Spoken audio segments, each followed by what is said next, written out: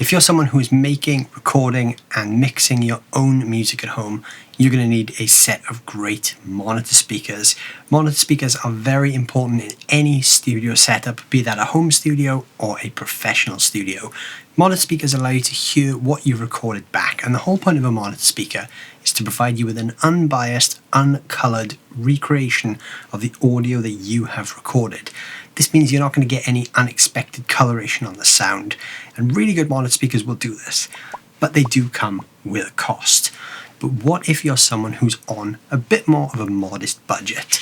You need to check out the Kali Audio LP-6. The LP-6 from Kali Audio is part of the LP series of monitors. The one you're seeing here is from the first wave. There is a second wave of these out right now. These ones are going to be appearing very soon on the channel in a giveaway, because I have now got a set of second wave speakers on the way from Kali Audio. So these first wave ones will be coming to someone watching this video very, very soon. But first of all, I'm going to tell you what these things are. So my friends at Kali Audio very kindly hooked me up with these speakers, and for the last couple of months I've been bedding them in my studio, and I absolutely love them. For years I've been mixing on an old set of M-Audio DSM3 speakers. These are these 3-way speakers with two big 6.5-inch woofers and a tweeter. I think they sound great, but they're nearly 20 years old and they're starting to, go through the usual wear and tear. They're cutting out and they're not sounding as good as they should. So I thought an upgrade was due.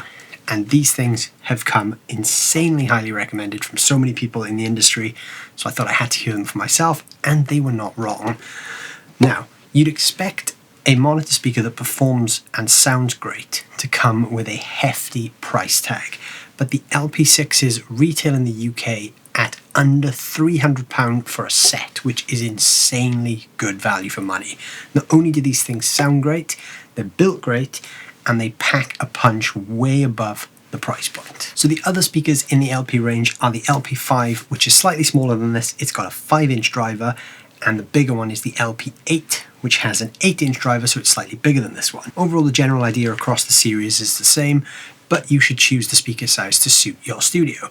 So my studio is about 4 meters by 3, so the 8s are a little bit too big for my room, and the 5s are probably a little bit too small. If you're working in a much smaller space than this, 5s will be perfect, and if you're working in a bigger space, the 8s will be perfect.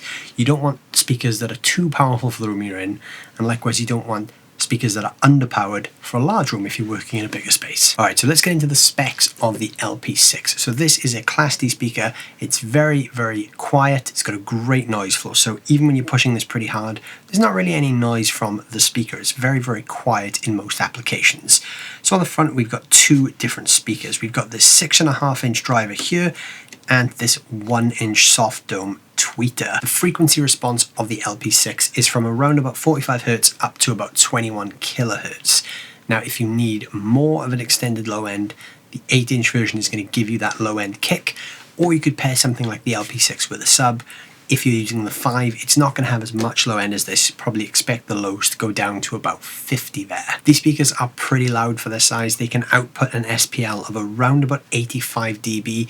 Now you're probably not going to need much more than that for a home or a smaller studio setup. You're very rarely going to be mixing on anything that's really blazingly loud. They do have 20 dB of headroom, so if you do get any unexpected spikes, either when you're recording or when you're mixing, that 20 dB headroom should be plenty to prevent the speakers from causing any distortion or from going bang. Obviously, when you're working in a small space, you don't want the monitors insanely loud anyway, so that 85 dB is just a nice, very, very clean amount of headroom for you to have. I only ever run these at about halfway, and that is plenty loud for most applications. One of the coolest features about these speakers, and I think this is the thing that really differentiates these from other monitors in the price point, is the stuff on the back. Now this may look complicated at first, but what Kali Audio have done is they've included this really useful boundary EQ setup. So here we've got a bunch of different pictures, and what these pictures tell us are basically just different scenarios for how we're going to set the monitors up. So we've got things like if your monitors are more than half a meter away from a wall, or if your monitors are right up against the wall, and all sorts of other things like if your monitors are on stands or wall-mounted stands, or if they're on top of a mixing desk bridge or straight on your desk. Basically, whatever situation you could put your speakers in, there's an EQ setting for it in these speakers. So all that is handled via these small dip switches here. So my personal setup, I have my speakers less than 1/2 meter from the wall, but not right up against the wall. So this diagram tells me that dip switch 1 needs to be up and 2 and 3 need to be down, which is what I've done here. I also have 6, 7 and 8 switched down because those control the high and low shelving.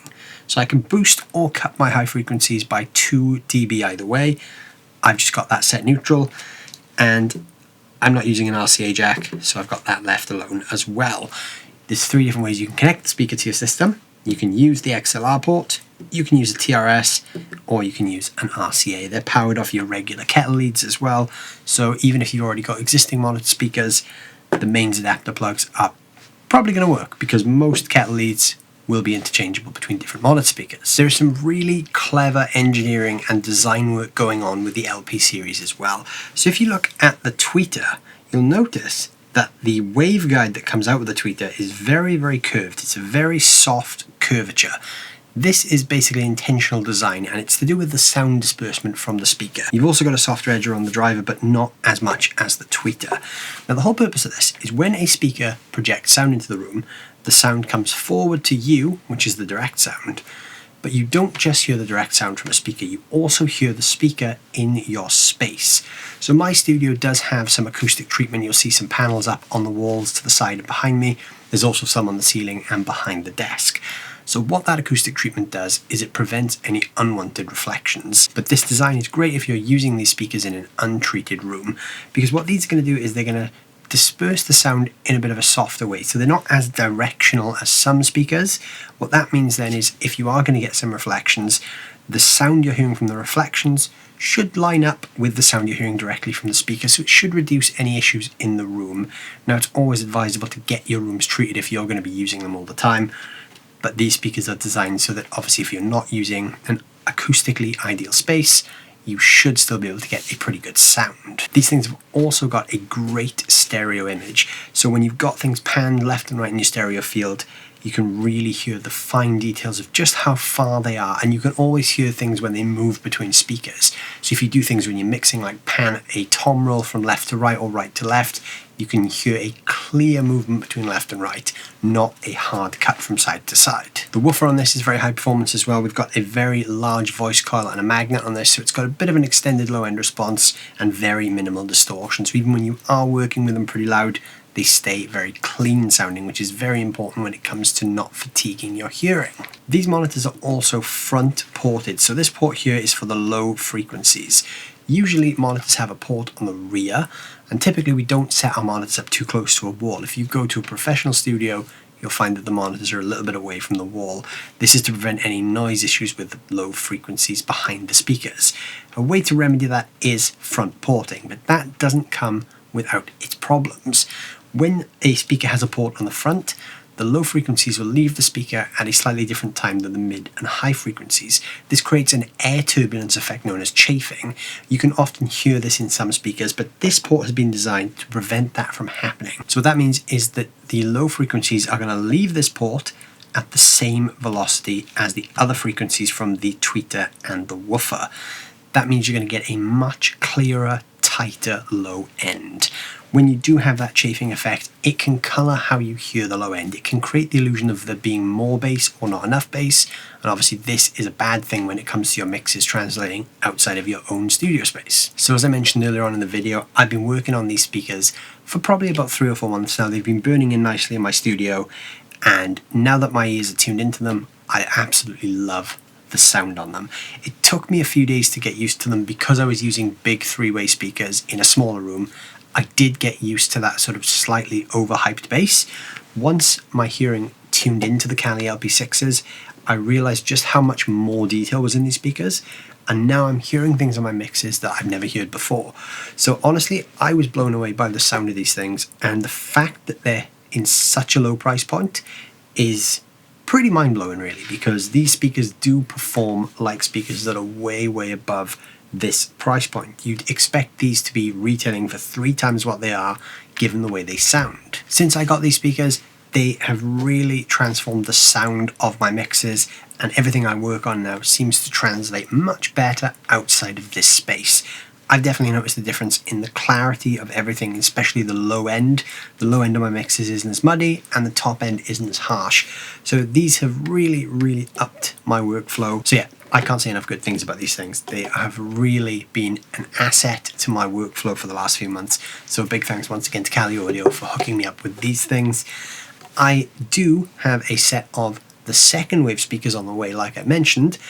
So that brings me back to something I touched upon earlier on in the video. These things I'm going to be doing a giveaway with soon. So keep watching this space. There's going to be a video going up on the channel very soon where I talk about a really cool giveaway. So a set of these, in fact this exact set, so there's one here and one still plugged in, could be on its way to you very soon. So if you want to get your hands on these speakers, keep watching. Don't forget to subscribe as well, because there's going to be a video coming out with all the information you need to know. In the meantime, scroll down to the description. There are some links where you can find out all about Cali Audio and the LP series of monitors. Like I said, there's a slightly smaller one and a bigger one, so there's one for every use and every studio space. So go check them out, whether you're in your own home project studio or a professional studio. These are definitely worth having a listen to. And don't forget to leave a comment letting me know what you think about these speakers. If you've had any experience with the Cali Audio stuff, I'd love to hear your thoughts on that as well. And while you're down there, don't forget to hit the like and the subscribe button, and I'll see you guys very soon. Thank you for watching.